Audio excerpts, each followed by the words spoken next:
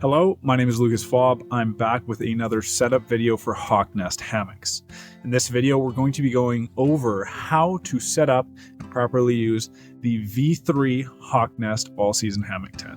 I want to start off again by thanking everyone for supporting local. We've seen so much support over the last year since launching, so thank you so much. I'm very excited to be looking at the V.3 model as there's a couple big upgrades that I'm excited to announce. Number one, the bottom sleeping pad pocket is now made from a stretch material. This way, it's going to allow you to use a wider range of sleeping pads, all while keeping your pad nice and snug up against your back for maximum warmth and comfort all night long. Number two is the improved Rainfly fabric. We're using a 210T polyester ripstop fabric. So this is going to be a lot more durable than the version 1 and version 2 models. And lastly, there are now 4 interior storage pockets, 2 larger ones along the side and 1 small one on each end, as opposed to the 1 single small storage pocket inside on the V1 and 2. So this is going to allow you to utilize your space more efficiently and have a better sleep while camping. A few quick things to note about the V.3 Hawk Nest. It is slightly larger than the previous versions, and it is the heaviest version yet, weighing in at 4 pounds without the waterproof upgrades and 4.5 pounds with all of the waterproofing. So this makes it a little bit heavier, but I think you'll see that the upgrades we made were definitely worth the extra weight. Inside each set, you will find a small set of instructions, the hammock body, Rainfly, your collapsible aluminum poles, small bag with your daisy chain straps, your elastic tie downs, and your ground stakes, and lastly, of course, your carrying bag. So starting with our tree straps, you've got 2 daisy chain straps. One end has a single loop on it, and if you unroll the whole strap, the other end will have all of your daisy chain loops. So what you're going to want to do is find yourself 2 suitable trees. As mentioned in previous videos, I like to have the trees at least the width of your thumb to your pinky. That will make sure they're strong enough to be able to support your weight. You won't have to worry about any issues with hanging your hammock. So once I've found my tree, I'm going to take my 1 single loop end, wrap that around the tree at my desired height, and have the loop centered of the tree facing me. At this point, what I will do, if it's too long, I'll wrap it around the tree a few more times just to eat up a little bit of that extra strap, and then feed the end through the loop on the other side. So if you can see, I'm just pulling that through now, and that is secured to the tree. If this is a little too much for you, we also have fully adjustable straps that save you a lot of time. Now we're going to do that on the other side. Now that we've got our other side secured, all we're going to do is take the end of our hammock body, and there's a main carabiner. We're going to clip that into one of our daisy chain loops. Typically, I like to go a little bit further than I'm thinking on the one side, because then that gives me extra room to make sure it's clipped on the other side. And you're going to kind of adjust back and forth until you have it nice and tight and ideally centered between the trees. So then I'm going to take my other end here, my other strap, and simply connect it in my daisy chain. Now, as mentioned, I want to make sure that this is as centered as possible between the 2 trees. Otherwise, you might get some awkward tilting or slanting in your hammock. Now, this looks pretty even on side to side, but I want it a little bit tighter. So I'm just going to increase it 1 loop. And that right there seems pretty good to me. You can play with the tension and adjust it to whatever suits your needs best. Now you obviously want to make sure that the door is facing the direction that you're wanting it to. But once we have that set up, we're going to now insert our collapsible poles. So I'm going to take one of my collapsible poles and simply attach it all together just like you would any other tent pole. Now there is a slight bend to the pole, so you might have it set up a little wonky. Just try to make sure that the arc is going all the same way. Next, on your hammock tent, on each end, you're going to notice that there is this mesh sleeve on each end. And that is where we're going to feed this adjustable pole through. should say collapsible pole. So it goes through one and then feed it through the back side. Once you've got it all the way through, there is a grommet on the back strap here. You're going to simply put the end of that in there. And now my technique to do this is I'm holding the end with one hand and I'm just guiding this mesh back along while pushing in, and that's going to support that bug mesh. On the opposite end here, again, there's another strap with a grommet, and you're just going to clip that into your pole. There you go. That's one side done. We're going to do the same with the other. Now that we've got that done, your hammock will want to roll over. This is perfectly fine. Let that roll, and this is where you're going to want to insert your bottom sleeping pad. We're going to take a moment to quickly talk about the pocket. On the V.3, the material on the pocket is actually a stretch material. So what this is going to do is allow you to use a wider range of sleeping pads, all while making sure your pad stays nice and tight up against your back. Some issues with the V2 was the pocket was too wide and both ends were left open, so there could still be airflow coming through, defeating the whole purpose.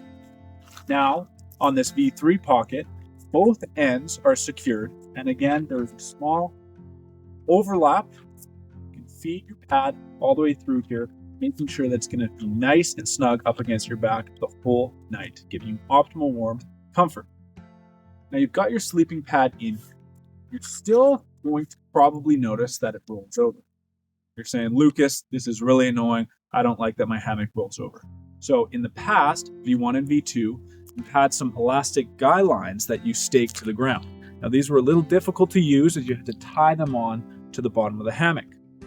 But in the V3, we've made a little change that's going to make that a lot easier. So from my small pouch here, I'm going to take, we've got 2 of these tie downs. Now you can notice that there are 2 little plastic hooks on the end that are going to make this setup a whole lot easier. So your elastic guy line should have 2 hooks on either end. On the underside of your hammock, you're going to notice that there are these little flaps. All I'm going to do is hook my loop through that one. There's one more on this side. Hook that through there. And now with this, simply flip it over and stake this right down to the ground. And just like that, you're going to be able to have a lot more stability in your hammock tent. It's not going to roll over and dump your things out. Now, just a quick note that some of the packages have been shipped with 2 elastic shock cords, but there's only 1 hook on either of these cords. In this case, I would suggest that you take the hook off of one of these cords and add it to the other. Again, you want to have 1 shock cord with a hook on either side. This is going to make it easy to connect 1, 2, and stake it right to the ground. One of these on one side is more than enough to keep your hammock nice and stable. Again, this isn't supposed to make it rigid. It's just supposed to keep it from rolling over and making your camping experience that much easier. Now, before I put on my Rainfly, I want to show you quickly how I get in and out of my hammock tent. I unzip it all the way and flop it over the back so it's not in my face as I get in. Next, it's as simple as stepping back into it, making sure it's under my bum, and then just sitting down as I'm sitting into a chair. It's as simple as that. Pretty easy, nice and comfortable. At this point, I like what the tension's doing. I like my feet to just be touching the ground when I'm sitting into it. That means it's going to be nice and easy for me to get in and out without stumbling or potentially falling out of it. I'm not sure if you've used a hammock before, but I can just tilt myself to the side and make myself nice and comfortable. Getting into my sleeping bag is a little bit more of a challenge, and you may have to find your own system that works best for you. You might get into your sleeping bag before even hopping into your hammock. But what I like to do is I'll have it bunched at the end of my hammock, and I'm simply going to be pulling it over my legs. I lean back, pull it under my bum. I sit up again and pull it up over my shoulders. Now, this may not be workable for you, but it's an option that works well for me. Guarantee you that once you've got your system figured out, you will have the best sleeps outdoors. Now, inside the V3 Hawk Nest, you're going to find 4 larger interior storage pockets.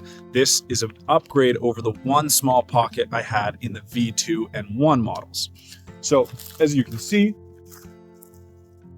it's going to be 2 larger pockets on the side. These are great for water bottles, books, phones, etc. And then on each end, see here, there's a small one at this end.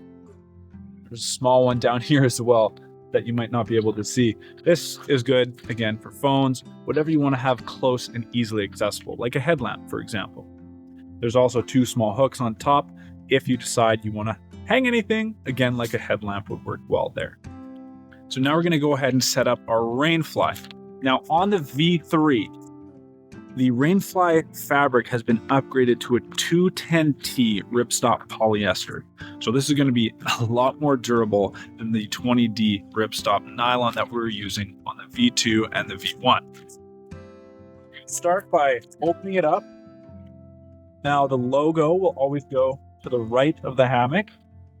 I'm just going to toss it over the back of the hammock, and on the front there are these little grommets on the front of the fly. They are going to just hook underneath where your adjustable pole is. So on the back of the hammock and on the back of the fly, you will see that there's these clips.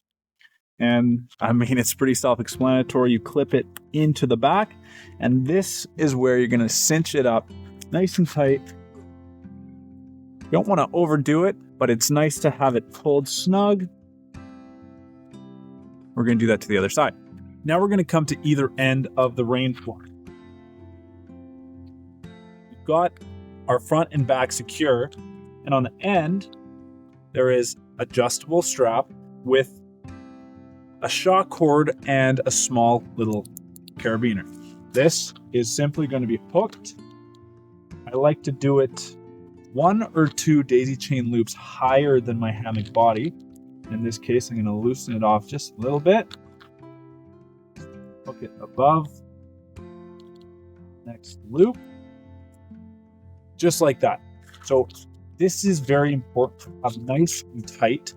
You can adjust it once you've got the other side done, but again, the tighter it's going to be, the better it is for waterproofing. Next, there are 2 small little straps here out of the fabric. I'm going to use that to cinch around my tree strap. So I like to just loop it around once. I'll just do a simple overhand knot and then a bow. Don't want to be tying a knot you can't undo. And that is just going to cinch to make sure no water is going to be able to drip and run down into your hammock tent. Lastly, there are a few buttons on the bottom side of this Rainfly. So what you can do with that, this is only if it's particularly windy and you don't want these flapping around. Clip them together, and that just secures the end even more so you're nice and secure and you're not going to have wind blowing in and gusting from either side. And that is the total setup video on how to set up your V3 Hawk Nest hammock.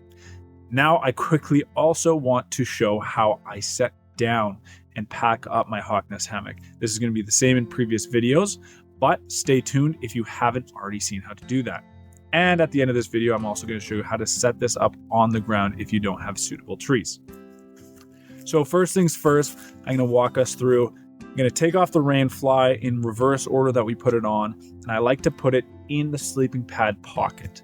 This just makes it easier to use, to find, and it keeps it out of the interior of the hammock.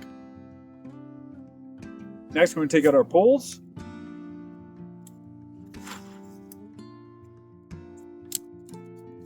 Take those down.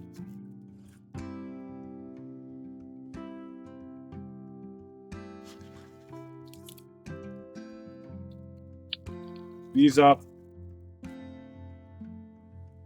Then for this last step, I like to take my poles in my bag and connect my hammock body from one side. I like to flip it over so my bug net, all my dry sleeping area is inside, keeping it as safe and dry as possible. And then I'm just going to take my poles here. This is going to be a guide for the width, how wide I want this to be rolled up. Pull and roll as I get this tucked away here. I leave one end connected because I can pull on that, keeping it off the ground, making sure I get this nice tight.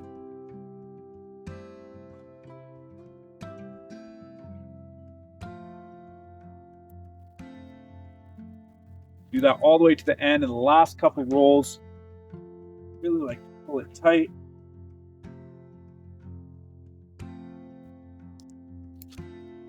Then we disconnect that. You've got your hammock all rolled up in a nice bundle, and that we're going to stick right back into our carrying case. Now that is how you would take down the Hawk Nest hammock. Last thing I want to show you how to set this up on the ground in case you have no trees and you can use it as a ground tent or bivvy in a pinch. We just took it out of our carrying case. We're going to unroll this. And now before securing any ends, I'm going to go ahead and put in my collapsible support poles. Once your poles are in, I like to flop them so they're facing inside. Now it's going to look a little flat, a little wide, not much like a tent. What you're going to do is you still want to use your daisy chain straps. And I'm going to take my end with the daisy chains.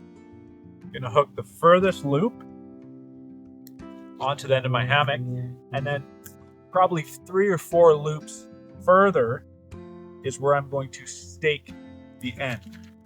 So I'm going to pull it, stake it down nice and deep. You want this as secure as possible, because as you'll see as I come to the other side, do the same thing for loops. Then when I pull this, it's going to pop up. The tighter I pull this, more height I'm going to get on these posts.